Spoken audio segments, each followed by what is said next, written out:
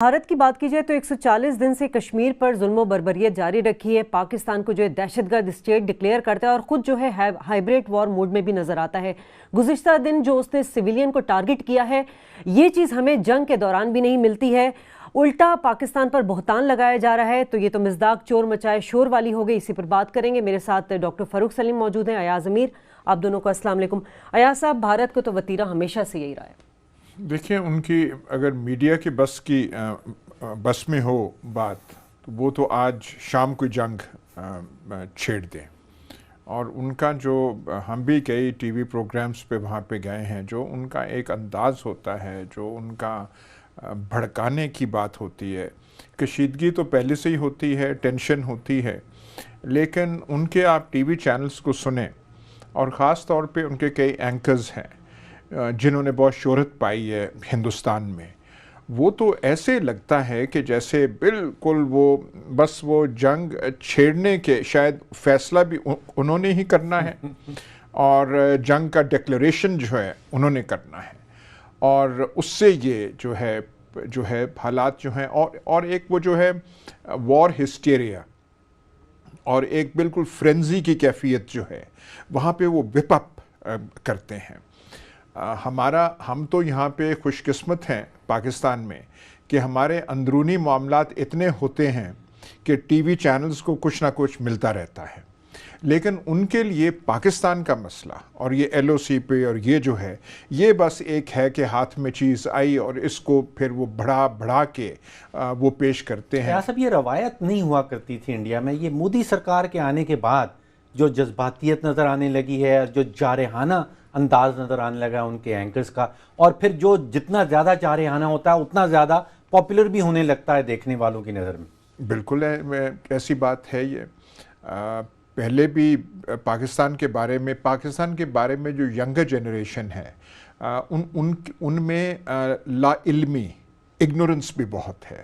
بڑے تو جانتے ہیں، جو پارٹیشن یا پوسٹ پارٹیشن جنریشن ہے وہ بھی سمجھتے تھے، لیکن کئی جو نئے لوگ جو ینگسٹرز ہیں، ان کا وہ ایک جو ہے بڑا امیج پاکستان کا جو ہے کہ پتہ نہیں یہ خطرناک ملک ہے، اس میں کیا ہوتا ہے، جارحیت کرتا ہے، یہ کرتا ہے، اپنے جو چیزیں ہیں ظاہر اس پہ جو ہے پردہ ڈالا جاتا ہے۔ لیکن جو میڈیا نے وہاں پہ وہ کیا ہے، اور بالکل یہ صحیح بات ہے کہ ان کا جو مودی گورنمنٹ کا آنا ہے، کیونکہ ان کا سارا وہ نیشنلزم جو ہے بڑی وہ سخت قسم کی، اسٹرائیڈنٹ قسم کی ہے۔ ایک ان کا وہ جو ہے وہ ہندو نیشنلزم کو آگے لے کے آنا اور ہم سخت کریں گے۔ پھر ان کا وہ جو تھا الیکشن کیمپین میں نریندر مودی کا ایک وہ ماچو امیج کہ اب ہم جو ہے ہر چیز سختی سے ہم وہ نپٹائیں گے۔ اندرونی طور پہ بھی جو انہوں نے کئی اقدامات کیے ہیں جس پہ لبرل پبلک اوپینین جو ہے جو تقریباً کھڑا ہو گیا وہاں پہ، تو یہ ساری چیزیں، ان کا یہ کہنا کہ ہاں وہ 56 انچ کی چھاتی ہے، یہ ساری چیزیں کہ ہم وہ ٹف سٹینڈ ہم لیں گے۔ اور یہ جو اب بھڑکاؤ ہوا ہے لائن آف کنٹرول میں، اس سے پہلے جب وہ اقتدار میں آئے تھے تو پھر بھی لائن آف کنٹرول پہ بہت بھاری انڈین فائرنگ ہوئی تھی۔ پھر جوابی کارروائی جب یہاں سے بھی ہوئی اور ہماری توپیں چپ نہیں رہی تو پھر تھوڑا سا وہ جو ہے ٹھیک ہوا۔ لیکن جب سے یہ کشمیر کا جو برہان وانی کے مارے جانے کے بعد، اس کی شہادت کے بعد جو صورتحال ہے، وہاں ان سے وہ قابو نہیں پایا جا رہا، تو یہاں پہ جو ہے وہ بالکل ایک ہے۔ صرف اگر یہ دیکھیے، جب آدمی مرتے ہیں سویلینز یا فوجی، وہ کھیل نہیں ہوتا، لیکن اگر یہاں تک بھی محدود ہو وہ ایک بات ہے۔ خطرہ جو اس چیز کا ہے، یہ کئی دفعہ وہ جو ہے آپ کے ہاتھ سے وہ چنگاری جو ہے وہ ایک نکل جاتی ہے، اور دونوں سائیڈز نہ چاہتے ہوئے بھی ایسے اقدامات آپ کر بیٹھتے ہیں کہ ان سے پھر رول بیک کرنا، ان سے پھر ایک قدم پیچھے ہٹانا، پھر وہ ایک پرائیڈ وہ جو ہے اس کا مطلب قومی غیرت کا وہ سوال بن جاتا ہے۔ ہاں انہوں نے 5 مارے ہیں تو ہم نے جب تک اس سے زیادہ نہ مارے تو ہماری قومی غیرت اور حمیت کو وہ جو ہے وہ ٹھنڈ نہیں پہنچے۔ اگر تاریخیں دیکھنا شروع کریں ایاز صاحب، تو ایسے لگتا ہے کہ 2 تاریخیں، ایک تو کبھی الیکشن ہو کسی ریاست کے اندر تو پھر ہمیں یہ سیز فائر کی وائلیشنز بڑی نظر آنے لگتی ہیں، یا کوئی اندرونی بحران کسی قسم کا ہو۔ ابھی جو لہر ہمیں یہ نومبر کے مہینے میں نظر آ رہی ہے، یہ اگر نومبر کی 8 تاریخ سے آنورڈز ہم دیکھیں، نومبر کی 8 تاریخ کو وہ کرنسی کرائسس شروع ہوا تھا، جب انہوں نے حکومت نے مودی نے اعلان کیا کہ 500 اور 1000 روپے کے نوٹ ختم کر دیں گے۔ آپ اندازہ کریں کہ پچھلے 16 دنوں میں، اب 16 دن ہو گئے ہیں کرنسی کرائسس کو، 70 ہلاکتیں انڈیا کے اندر ہو چکی ہیں کرنسی کی وجہ سے۔ جو لوگ لائنوں میں کھڑے ہوئے ہیں، پانی کی وجہ سے مر گیا، کوئی دوائی کی وجہ سے مر گیا، ٹرک ٹریفک تقریباً بند ہو گئی ہے، بیکاز ٹرک ٹریفک ساری کیش کے اوپر چلتی تھی، آپ ٹرک کا کرایہ کیش پہ دیا کرتے تھے، کیش ختم ہو گیا۔ کئی لوگوں کے پاس ہسپتال میں فیس جمع کرانے کے پیسے نہیں تھے، وہاں پہ ہلاکتیں ہوئیں، 70 ہلاکتیں، مطلب لائن آف کنٹرول کو چھوڑ دیں، انڈیا کے اندر کرنسی بحران کے نتیجے میں 70 ہلاکتیں ہو گئی ہیں۔ وہ جو شمشان، آپ وہاں جو کریمیشن کرتے ہیں ہندو گھرانے میں جب وفات ہو جاتی ہے، وہاں پہ ان کے پاس پیسے ختم ہو گئے ہیں کہ ہم ان کو کریمیشن کیسے اینڈ میں کر سکیں۔ تو جب بھی یہ بحران ہے، بہت بڑا بحران ہے، ان سے بہت بڑی غلطی ہو گئی ہے، یعنی کہ آپ پورا ملک جو ہے وہ کیش بیسس پہ چل رہا ہے، اور آپ نے 86% کیش جو ہے اس کو آپ نے بند کر دیا، منجمد کر دیا، تو پھر کیا بنے گا اس ملک کا؟ پھر یہ جو توجہ ہٹانے والا معاملہ ہے، چاہے وہ کشمیر میں شروع ہوتا ہو، کوئی اور اندرونی بحران ہو، کرنسی والا معاملہ ہو، یہ توجہ ہٹانے کے لیے بھی ایسے بہت کام۔ اچھا سر، ڈاکٹر صاحب نے بڑے اچھا پوائنٹ ریز کیا ہے۔ ہم نے دیکھا ہے کہ ان کے اندر جتنی اپوزیشن پارٹی ہیں وہ بہرحال اس معاملے میں جتنا بھی ان کو تنقید کا نشانہ بنا رہی ہوں مودی سرکار کو، لیکن پاکستان کو ٹارگٹ کرنے میں ہم دیکھتے ہیں کہ تمام جماعتیں ایک جگہ کھڑی ہوتی ہیں، ان کی عوام بھی جو ہے وہ بھی جو پالیسی اسٹیٹ ہے اس کو سپورٹ کر رہی ہوتی ہے، میڈیا تو بہرحال انہی کی زبان بول رہا ہے۔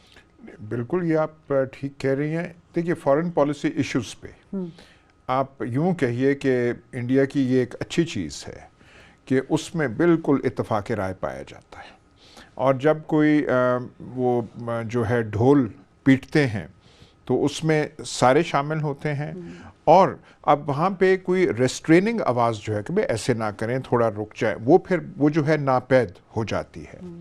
میڈیا جو ہے فارن پالیسی ایشوز پہ، وہ تو گورنمنٹ، چاہے وہ کانگریس گورنمنٹ تھی یا یہ گورنمنٹ ہے، وہ ہمیشہ سپورٹ کرتی ہے، اور بالکل اسی زبان سے بولا جاتا ہے۔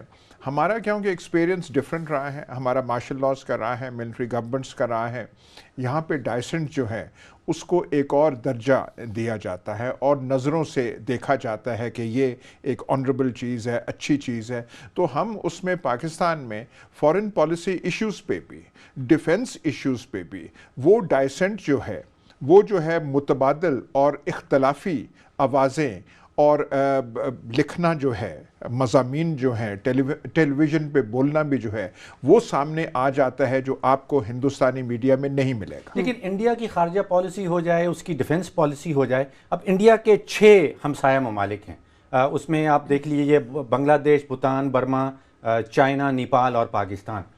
چائنا کے ساتھ تاریخی طور پہ انڈیا کے کوئی عسکری حریف یہ دونوں ممالک نہیں رہے ہیں، اور اس کی وجہ یہ ہے کہ بارڈر جو ہے وہ تقریباً مکمل طور پہ ہمالیہ کی ماؤنٹینز کے کورڈ ہے۔ ایک وہ چھوٹی سی جھڑپ 1962 میں ہوئی، اس کے علاوہ یہ عسکری حریف کبھی بھی نہیں رہے۔ بالکل، ڈاکٹر صاحب نے بڑی اچھی بات بالکل لینا چاہ رہی ہوں۔ مودی کی جو دور حکمرانی ہے، اگر اس کا جائزہ لیں تو نہ صرف پاکستان کے ساتھ بلکہ ہم خطے میں دیکھتے ہیں کہ وہ چودھری بننا چاہتا ہے، اور اس سے کیا خطے کے لیے وہ خطرہ بھی ثابت ہوگا، اس پر بات کریں گے اس بریک کے بعد۔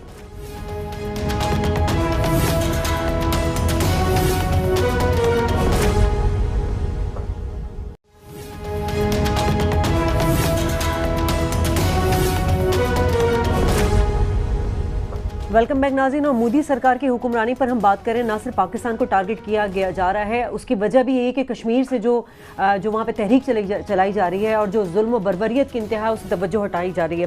ایاز صاحب، مجھے یاد پڑتا ہے کہ بی جے پی جب اٹل بہاری واجپئی کی جب ایک قیادت تھی، اس میں جو ان کا طرز عمل تھا، وہ سارا کچھ، یہ نریندر مودی نے آ کے تو سب تلپٹ کر دیا ہے اس کو۔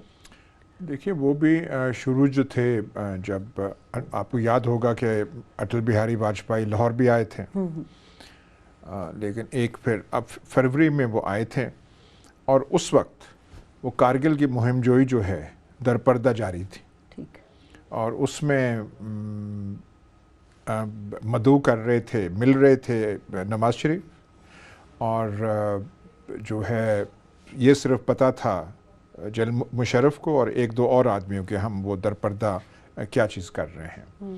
اس کے بعد پھر دیکھیے آپ کیسے وہ تاریخ پلٹتی ہے کہ جب مشرف جب آئے تو آگرہ سمٹ میں جو ہے اٹل بہاری واجپئی ان کو ریسیو کر رہے تھے اور یہ وہاں پہ آگرہ میں پہنچے تھے، اور آگرہ میں ماحول جو تھا بہت اچھا تھا، بہت ریلیکس تھا، بڑا کارڈیل تھا. لیکن ایک دم وہ جو ہے، کیونکہ وہ لاسٹ وہ جو 2 دن کا تھا، دوسرے دن وہ سارا سمٹ کولیپس ہو گیا، کیونکہ یہی بی جے پی کے جو ایکسٹریمسٹ تھے، اس میں سشما سوراج جو آج کل فارن منسٹر ہیں اور جو اب بیمار بھی ہیں، ان کی بڑی وہ سخت بیماری ایک ہے، ڈائیلسس اور کڈنی فیلئر کا ہے، ان کا بڑا رول تھا کہ ہم وہ آئے ہیں ملٹری رولر تو ان کو کچھ ایسا تحفہ ہم نہ دیں جس سے وہ کریں، تو وہ کولیپس ہو گئی. لیکن پھر 2003 میں مشرف اور واجپئی تھے جن کے سیز فائر ایگریمنٹ ہوا تھا. وہ بعد میں ہوا تھا، یہ 2000 یا 2001 میں ہوا تھا. اس کے بعد پھر تو وہ سیز فائر ایگریمنٹ جو ہے وہ اب ٹوٹا ہے، وہ اب تک رہا ہے اور اس سے امن شانتی LOC پہ رہی ہے.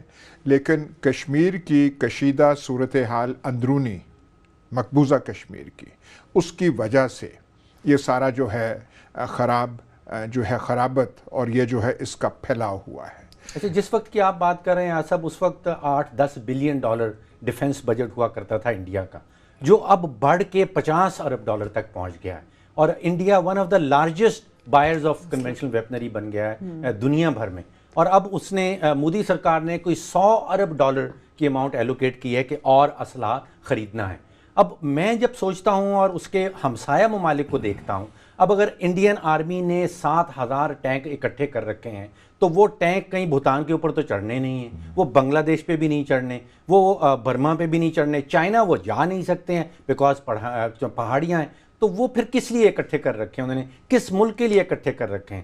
جو ساری کوریں ہیں اس میں سے کم 7 کورز میں نے گنی ہیں جو پاکستان کے اوپر اپنے نشانے باندھ کے بیٹھی ہوئی ہیں. یہ ساری جو آرمز جو ملٹری بلڈ اپ ہے، یہ ہمارے بارڈر اور LOC پہ ہے، ہندوستان کی بھی ہماری بھی. کینٹونمنٹس جو ہیں یہاں بھی دیکھیں وہاں بھی دیکھیں.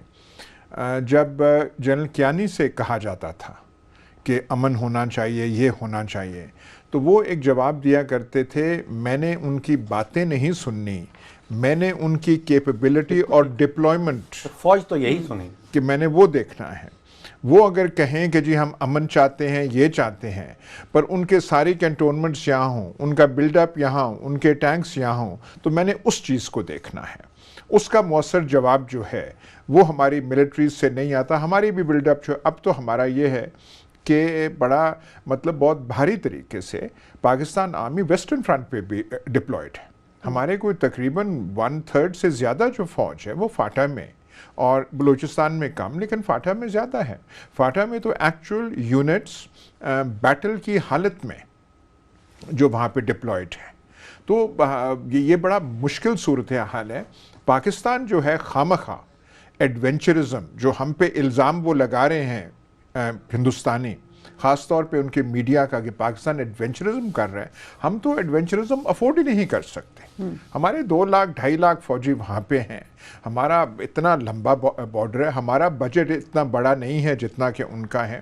آپ کو یاد ہے راجیو گاندھی کے زمانے میں جو بوفرس ڈیل کی تھی، جب بوفرس گنز آئی تھیں تو ان کی جو انڈین آرمی کی کیپیسٹی ہے اس سے بڑھ گئی تھی. بہت بڑا سکینڈل تھا سر بوفرس. وہ سکینڈل اپنی جگہ، پر وہ جب گنز آ گئیں، کارگل کی جنگ میں بوفر گنوں نے بڑا ایک رول ادا کیا تھا.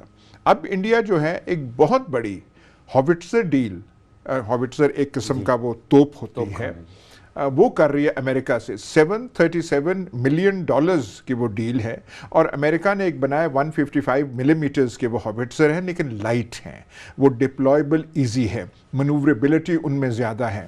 اور انڈینز اب بھی کہہ رہے ہیں کہ ہماری کیپیسٹی LOC پہ ریٹیلیٹ کرنے کے لیے وہ بڑھ جائے گی.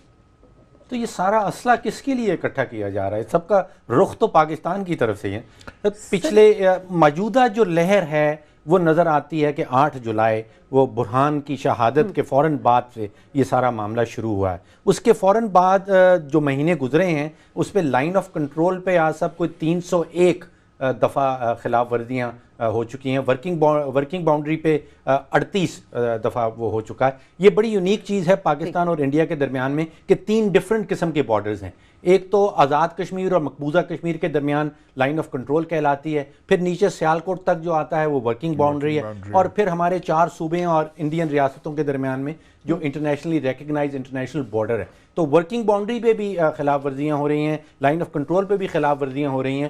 ایک چیز آپ دیکھیے کہ جو سویلین شہادتیں ہیں وہ صرف ہمارے جو کشمیر کا حصہ ہے, جو آزاد کشمیر ہے, اس میں ہو رہی ہیں. مقبوضہ کشمیر میں سب کے سب فوجی مارے جاتے ہیں, یعنی کہ ہمارا جو فوجی ہیں وہ نشانہ بنا رہے ہیں ان کے فوجیوں کو اور ان کے چیک پوسٹ کو, لیکن وہاں سے جو حملے ہو رہے ہیں ان میں آزاد کشمیر کے شہریوں کو بھی نشانہ بنایا. اچھا سر, ایک اور چیز میں ایڈ کرنا چاہوں گی, کیا وجہ ہے کہ جو لابنگ بھارت نے اب تک کی ہے 15-20 سالوں میں, اقوام عالم کشمیر کے معاملے پہ خاموش ہے, دنیا فوکس نہیں کر رہی ہے. جیسے ڈاکٹر صاحب نے کل بتایا تھا کہ یونائٹڈ نیشن کا ایک وفد جو ہے اس کو ایکسیس نہیں دے رہا بھارت اپنے اندر کہ بھئی آ کے وہ تمام معاملات کو دیکھے. اس کی وجہ کیا ہو سکتی ہے؟ شارٹلی بتا دے گا, بریک پہ جانا. دیکھیے وہ کشمیر جو ہے جس قسم کا انٹرنیشنل ایشو 1950s میں تھا, وہ 65 اور 71 کی جنگوں کے بعد, وہ اور خاص کر کے شملہ اکارڈز کے بعد, وہ جب ہم نے کہا کہ بائی لیٹرلی ہم کریں گے تو دنیا نے کہا ٹھیک ہے, یہ آپس میں 2 ملک کریں گے. وجہ یہ ہے کہ وہ انٹرنیشنل جو اس کا ایک انٹینسٹی ہے وہ پھر کھو بیٹھا.